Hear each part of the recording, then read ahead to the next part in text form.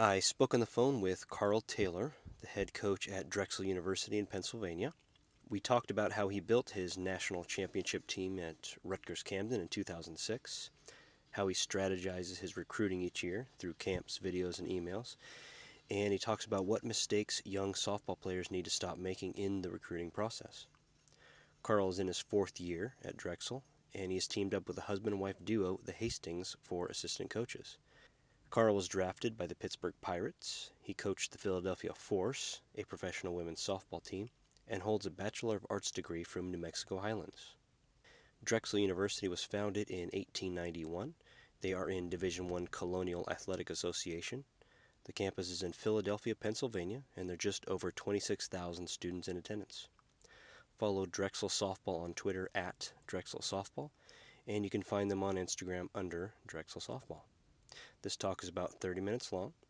So now, Carl Taylor. How important do you feel that a player has a skills video, and how important are the blue YouTube links that you get from the players on a daily basis?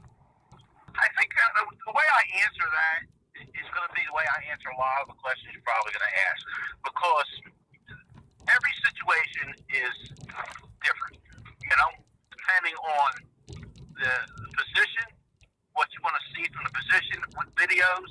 Sometimes a video isn't good for certain positions, sometimes it is. The angles and how it's done, what state they're from, you have to use what you can use. And, obviously, being on the East Coast, for us, video is very important because we can't get a chance to see those kids.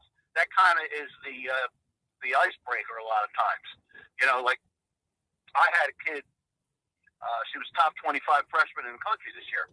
Well, I saw her on YouTube, and I saw her hitting front toss. And she must have hit 30 straight balls over this big garage out in left center, and everybody's laughing how hard they said she hit it. So I kept watching. Then they showed her run, and she ran like a halfback, and she was as big as me. She was like 6 foot tall, 180, just a big kid. Then they showed her play shortstop. So a video like that, you really can't, it can't lie. I mean, it is what it is. You see that. But there are other ones that, they're just borderline, and they really don't do any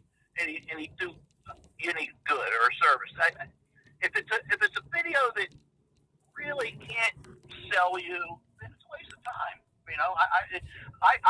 I look at many videos in the first 30 seconds, and then I just turn them off because I really can't tell much, or the kid doesn't do anything in that video in the beginning to distinguish herself from other people. Some of the things I'll point, we're talking about videos. To me, tee work, waste of time. I don't want to see the kid off a tee. I don't even like really seeing a kid hit front toss because it's something we don't do. That situation I told you about was just so extreme. I don't care who you are. If you're Crystal Bustos, if you can hit that many out, even on front toss, there's something going on with you. But it made me keep watching to see the other aspects, Whereas you're talking about, it's like any sale, recruiting is like sales. You gotta hit somebody with that opening line. You gotta find out what their hot button is, and you gotta stay on it.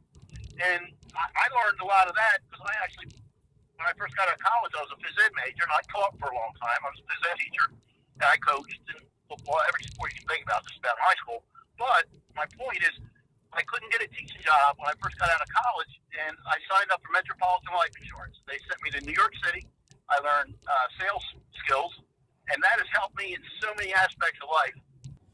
I was just looking on the Twitter for Drexel Softball, and I saw you guys were doing something on your field. Was that a recruiting camp, or was that an alumni game? What were you guys doing the other week? That was a friendly, basically. We call it a prospect camp. It's what we're pretty much narrow. It's not been narrowed down that that's all we can do that time of year. We can't go off campus and do anything. We can't have anybody in, but we can do something at our own school.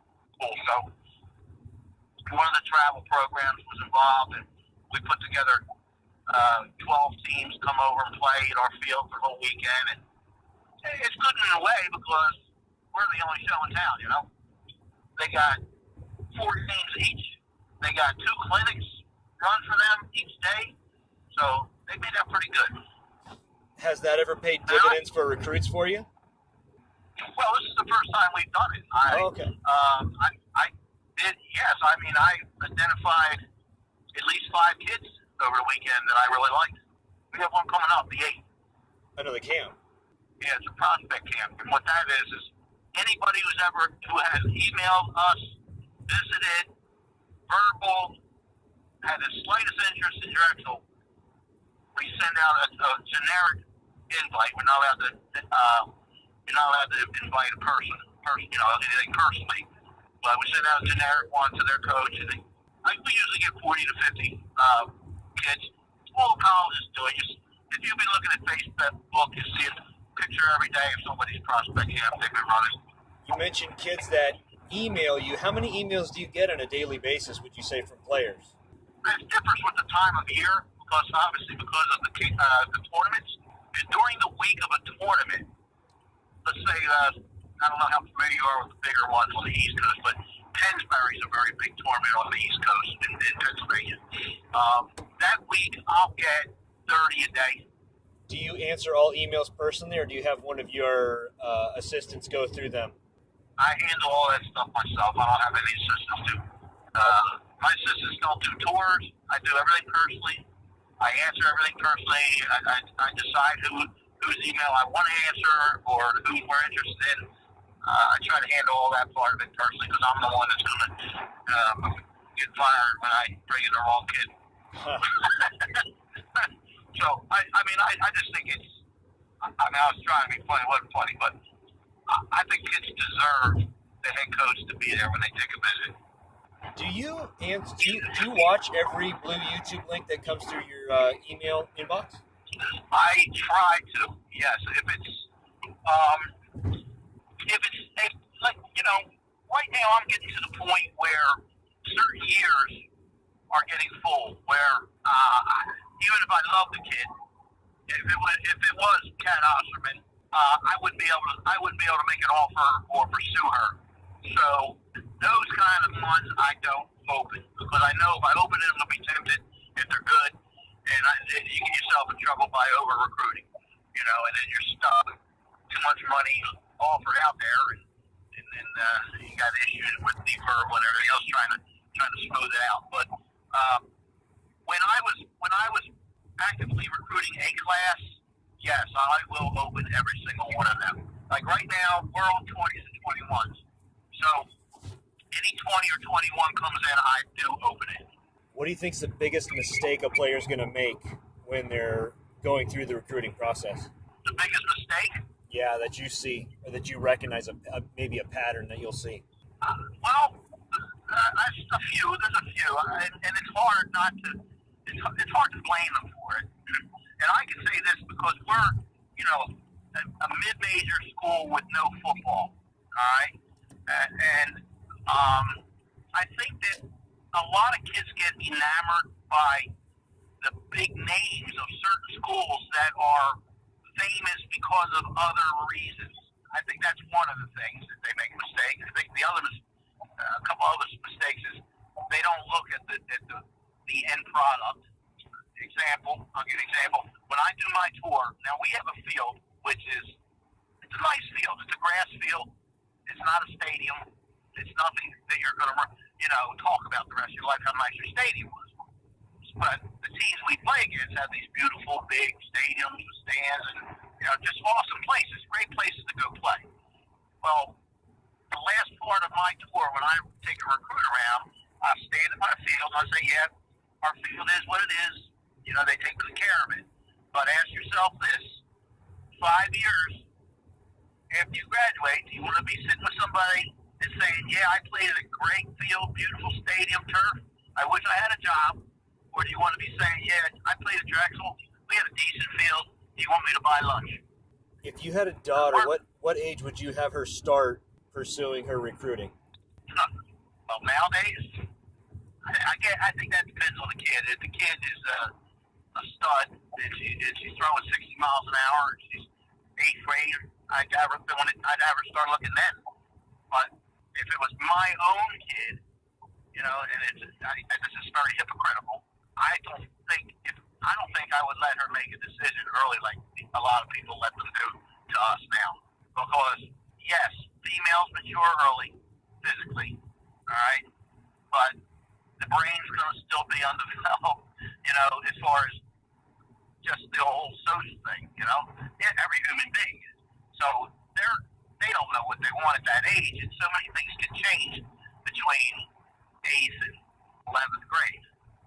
So Right. I would not let my kid. I wouldn't want my child to make a commitment until 11th grade or so. But the rules have just made kids make those decisions. But you're seeing a lot of changes, and I'm sure you're going to see rule changes too. But you're starting to see more verbals from the colleges because the kids are not what they thought they were going to be when they verbal them, or they change physically. So that streamlined athlete in 8th and 9th grade, the body changes, and sometimes they get worse. Their performance goes down. I've seen a ton of pitchers throwing 60, 61 when they're in 10th grade, and barely hitting 60 when they're in 11th and 12th. Yeah, I was going to ask you how you felt about early commits, and do you think that trend is on the rise or decline? I think that it's gonna go down because there's just too much, especially with the new rules that they just put in. I think that's just the first step, and the next one will be the recruiting ages and stuff. Recruiting in the fall and the different periods, different recruiting calendar. I think the fact that they did that is telling you that they're going to follow up with other changes. But they need to change some other things.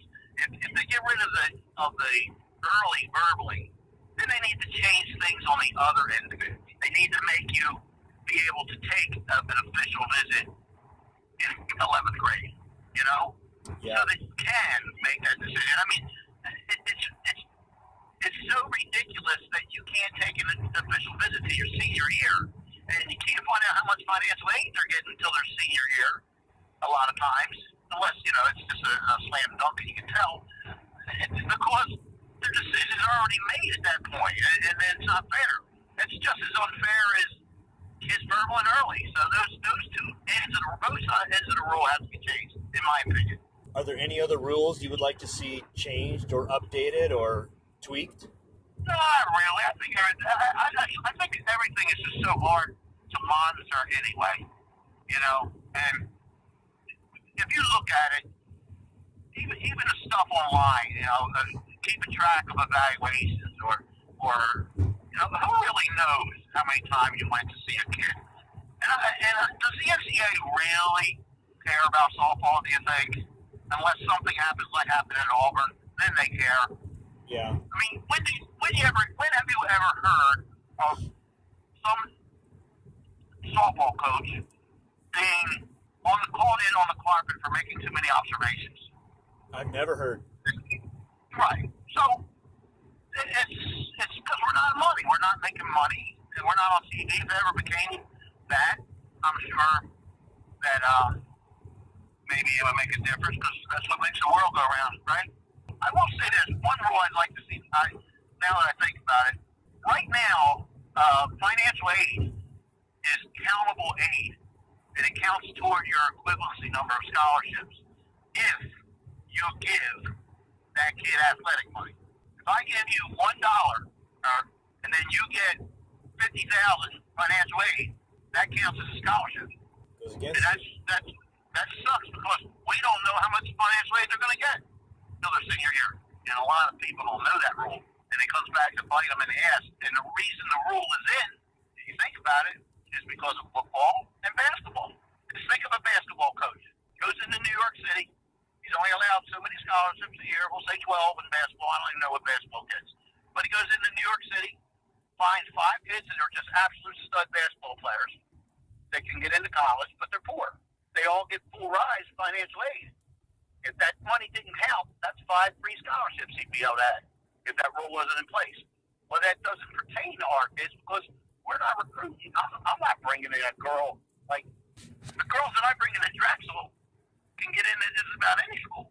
So I'm not really bending our entrance examinations specifications to get a kid in like they would be doing. How often do you get phone calls from the players directly to you, to either the inbox, the voicemail at the office, or your cell phone? Well, we're not allowed to call them back depending on who they are and what year they're in. So, not very often. I don't get any. Matter of fact, I'll say very rarely. Yeah, the reason I ask that is because I will tell a player if she's hungry for a school to put in a phone call because not many players are doing that. I think that's good advice. It's something above and beyond, which really shows you their interest. An email that you'll get without any links to a video or anything like that. How do you reply to an email like that, or do you? Depends on what it says. I mean, if the body of the email is informative as far as who they are, what program they're from, what they're looking for, why they're interested in Drexel, I'll reply to it. Every coach will tell you that they've gotten emails written to the wrong school, the wrong name on it, or from dad's email address, and every coach that I know will answer the same way with that. To say once they see that kid's pretty much done. Do you manage your social media, or do you or is one of your assistants do that as well, like your Twitter or your Facebook? My assistants. This is really the first year that I have. Well, first, let's let me start. My assistants are great. They are awesome. I love them. They're like my own. They're like my kids, and they're brand new this year. I haven't had the opportunity to have assistants like this until this year. Number one, Drexel only had one assistant, paid assistant, which was part-time for the first 2 years I was there. So you can imagine what kind of staff I could put together under those circumstances. Then finally, last year, they gave me a paid assistant. So now I hired these two people who, the one is my full-time assistant, pitched for my national championship team at Rutgers Camden, Division III, when we won that. And her husband is the other assistant. They're both young. They're low 30s. And the husband is a whiz with computers and social media. So he's just an awesome kid. And I just, you know what? I watched him a little bit, and once I saw how competent he was, I just turned him loose. He's acquainted with the rules. He knows what we want. He's even trying to help out developing the alumni base that we need to establish. But yeah, I let them go. I give them pretty much carte blanche on that. That's good. That's good. Plus I suck at it. I suck at it. I'm not good. Yeah, I'm I can do Facebook. Do you have any good recruiting stories off the top of your head that you can think of? Well, I think I should just tell you the story of what happened at my Division III job, my national championship. Yeah, I think that's the best story. And I was hired. Now Rutgers Camden's the number one crime city in the country. I think they rotate with Detroit. All right, so it's not a nice place. Maryland. Now, yeah, I go in for an interview on Tuesday, and the AD, he looks at me and I was coaching high school, and I wanted to move up, and I was coaching travel ball, and I wanted to be a college coach. So he looks at me and says, well, the good news is, Carl, I'm giving you the job. Bad news is you got a game Saturday. I look at him, I say, well, have they been practicing? He says, that's the problem. There's no team. You got to get a team together by Saturday. I said, well, how about the girls that played on last year's team? Because there are none. We had to shut the program down midway through because we didn't have any players. I'm okay. Now, this is number one crime city. No field on campus. No girls, no nothing. So I was teaching phys ed, like I said before. I took off 3 days' work, set up a table in the student center with a sign, who wants to play softball? And I'm telling you, if my grandmother went by, I would have asked her if she would play. Right. Okay? So, try to make the story shorter. I'll just tell you what I ended up taking with me the first game. My catcher, she couldn't throw overhand. She tore her rotator cuff in high school, so every pitch she had to go back and flip it to the pitcher. The pitcher hadn't pitched in 8 years. I didn't get her until Thursday night. I didn't even think I had a pitcher. And I got a letter in my mailbox from this girl. Dear Coach Taylor, remember me? I used to go to pitching lessons with your daughter. I heard you need a pitcher. All right, so that was my pitcher. All she did was just throw hard, and God knows where it was going to go. First baseman was a girl from the track team, high jumper. Now it's going to get fun. Second baseman, she was a 38-year-old Ecuadorian lady who was living in Camden with her relatives and taking 12 credits. Shortstop, wow. She was 29. She brought her playpen with her twin boys and into every game. Third baseman was just a girl who had never played a sport before, and I didn't know where else to put her, so I put her at third base. Right fielder weighs 340 pounds, God bless her. I had to get a shirt sewn together so it fit her, and then when the ball came out, she screamed, and then, I can't say much else about her. Center fielder was a legitimate player, stud, good arm, girl that was going from North Jersey. Here's the best. I only had 8 people. The girl that worked in the athletic department, she had a glass eye. She told me that if I didn't have 9 people, she'd stand in as a 9th person. Well, guess who I had to ask Friday night to be my 9th person? I made her stand on the left field line. I told her if the ball came out, run over, get it, and roll it over to Camden Center. That's what I started with at Rutgers Camden, and we ended up winning national championship 6-7 years after. That's pretty amazing. Then the best story. Now I had no assistant coach. I had no scorekeeper. I'm driving the freaking van. We go down to this one school, Stockton, where I've never been there. I didn't know how to get there. The coach, she has a silver mohawk. All right? I pull up. I get lost. I get there about 10 minutes before the game.